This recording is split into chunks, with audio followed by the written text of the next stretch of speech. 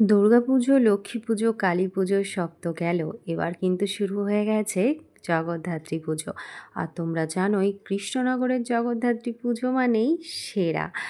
এবার কিন্তু পুজো ২ দিন আগের থেকেই শুরু হয়ে গেছে। সবাই কিন্তু ঠাকুর দেখা শুরু করে দিয়েছে। আর কিছু, কিছু প্যান্ডেল ঠাকুর দুটোই কিন্তু রেডি হয়ে গেছে। তো কালকে বেরিয়ে পড়েছিলাম রাতের বেলা একটু ঠাকুর দেখার জন্য। তো ১ম এই দেখো আমরা চলে এসেছি কালীনগর গভর্নমেন্ট কলোনি বারোয়ারিতে।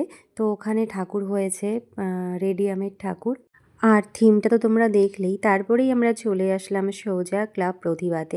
তো এখানেই আগের বছরে কিন্তু সেই বড় জগদ্ধাত্রীটা তৈরি হয়েছিল। তো সেখানেই তো প্যান্ডেলটা তোমরা দেখে নিয়েছো। আর ঠাকুরটা কিন্তু এখন পর্যন্ত রেডি হয়নি। তো তারপরে আমরা চলে আসলাম এবারকার চমক, যেটা কিন্তু ২-৩ দিন আগের থেকে একদম রেডি করে দিয়েছে। দারুণ একটা থিম করেছে, সেটা হচ্ছে দুধসাগর। এই যে দুধসাগর ওয়াটারফল কিন্তু অসাধারণ করেছে। আর এটার আমি আলাদা করে আরেকটা রিলস আমি তোমাদেরকে দিয়ে দেবো, তোমরা অবশ্যই কিন্তু দেখে নিও। তো আমি কিন্তু এখানে পুরোটা দেখাচ্ছি না। এটা হলো রাধানগর অন্নপূর্ণা সরণি মা অন্নমাতা। প্রত্যেক বছর কিন্তু জগদ্ধাত্রী পুজোতে এদের থিম একদম সেরা সেরা। এরা কিন্তু প্রত্যেক বছরই নতুন নতুনভাবে কিন্তু দারুণ দারুণ থিম নিয়ে চলে আসে। আর দেখো ঠাকুরটাও কিন্তু এদের পুরোটা রেডি একদম। খুব সুন্দর কিন্তু ঠাকুরটা লাগে, অসাধারণ মুখটা। আর দেখো লাইন, আমরা এর হাফ থেকে লাইন দেওয়া শুরু করেছিলাম, এখন তার ডাবল হয়ে গেছে। মোটামুটি ৩৫ মিনিট আমরা লাইন দাঁড়িয়ে তবে ঢুকতে পেরেছি। ভেবেছিলাম হয়তো কালকে ভিড় হবে না, কিন্তু দেখো ২ দিন আগেই এত ভিড়। সবাই সেই ভেবেই গেছে যে আজকে ভিড় হবে না, কিন্তু না, প্রচুর ভিড়। মোটামুটি ৩৫ মিনিট লাইন দাঁড়িয়ে তবে ঢুকতে হয়েছে। যার জন্য আজকে দুপুরেই তোমাদের সঙ্গে ভিডিওটা শেয়ার করছি। তো যাও আগেভাগে দুপুরবেলা করেই দেখে এসো, নয় রাতে কিন্তু একদমই চান্স হবে না। তারপর গোবিন্দ সড়ক দেখে সোজা চলে গেছিলাম বুড়িমার কাছে। বুড়িমা কালকে শুধু শোলার সাজটাই হয়েছে, আর আজকে গেলে বুড়িমার সাজানোটা তোমরা দেখতে পাবে। সেটাও কিন্তু অসম্ভব সুন্দর লাগে দেখতে। আসলে আসলে বুড়িমাকে দেখতেই ভালো লাগে। তো তারপরে আমরা একদম চলে আসলাম দেখো আমিনবাজার বারোয়ারিতে। এবারকার থিম হচ্ছে তিরুপতি বালাজি মন্দির। খুবই সুন্দর করেছে প্যান্ডেলটা। আর আমার তো সবথেকে বেস্ট লেগেছে আজকে যে কটা দেখলাম। তো আর ঠাকুরটা দেখো, ঠাকুরটার এখনও চালিটা সাজানো হয়নি, বাকি সব সাজানো কমপ্লিট। তারপরে আমরা চলে গেলাম নুড়িপাড়া বারোয়ারিতে। এটা হচ্ছে চারদিনী মা।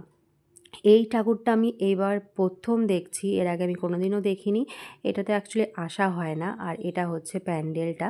৪ দিন ধরে ঠাকুরটা পুজো হয়। তো ঘট বসানোও হয়ে গেছে, পুজো শুরুও হয়ে গেছে। তো সেই জন্য মায়ের নাম হচ্ছে চারদিনী মা। তারপরে যেখানে আসলাম সেটা হচ্ছে রায়পাড়া মালিপাড়া বারোয়ারিতে। এখানে তো প্রত্যেক বছরই দারুণ পুজো হয়। আর এবারকার থিম দেখতেই পাচ্ছ, রাজমহল। পুরো কিন্তু একটা ভুতুড়ে ভাইবস এখানে তৈরি করা হয়েছে। ভেতরে ঢুকিয়ে দিয়ে আর লাইট বন্ধ করে দিয়ে সকলকে ভয় দেখানো হচ্ছে। তো একটা অন্যরকম ব্যাপার। তারপরে আমরা চলে আসলাম বউবাজার বারোয়ারিতে। আর এখানে মোটামুটি আজকেও ঢুকতে পারবে না আমার যা মনে হয়। কারণ প্রচুর ভিড় হয়, যেহেতু একদম রাস্তার ওপরে বাইক নিয়েও ঢোকা সম্ভব হয় না। তো কোনোবার আমরা দেখি না এই ঠাকুরটাকে। তো এবছর একটু ফাঁকা ছিল বলে আমরা আজকেই আগেভাগে দেখে নিলাম ঠাকুরটা। তো তোমরা তাড়াতাড়ি যাও, দুপুরে দেখলে দেখতে পাবে। রাতের বেলা কিন্তু প্রচুর ভিড় হবে। এইখানটাতে এতটা ভিড় হয়, কিন্তু এখানকার প্যান্ডেলটা অসম্ভব সুন্দর কারুকার্য। দেখে বুঝতেই পারছো এত সুন্দর ঠাকুরও খুব সুন্দর, আর প্যান্ডেলও খুবই সুন্দর। তারপরে দেখো আমরা চলে আসলাম বেলেডাঙার ঠাকুরটা দেখে এবার যাব বাড়ির দিকে। আর এইখানে প্রত্যেকবারই সোনাঝুরি হাট বসে। এটা হচ্ছে হেলেন কেলার। তো সেখানেই এই থিমটা হয়েছে। আর দেখো থিমটাও কিন্তু ভীষণ সুন্দর। এখানে প্রত্যেক বছর থিমই করা হয়। তো এখানে নানা রকম ধান চালের বস্তা অনেক কিছু দিয়ে একটা থিম করা হয়েছে। আর এই হলো প্রতিমা। কালকে শুধুমাত্র এ কটা ঠাকুরই দেখেছি, কারণ সব ঠাকুর এখন পর্যন্ত রেডি হয়নি। তো তারপরে এই যে যাচ্ছে একদম বাড়ির দিকে। তো চলো একবারে আমাদের ঠাকুরটাও একটু দেখে নিই, আমাদের মল্লিকপাড়ার জলকল বারোয়ারিটা। এটা হলো আমেদাবাদের স্বামীনারায়ণ মন্দির। তো এবারও কিন্তু ভীষণ ভালো করছে, এখনও সম্পূর্ণটা রেডি হয়নি। তো চলো এবার তাহলে বাড়ির দিকে চলে যাই। তো ভিডিওটা কেমন লাগলো অবশ্যই জানিও। দেখা হচ্ছে নেক্সট একটি ভ্লগে। টাটা।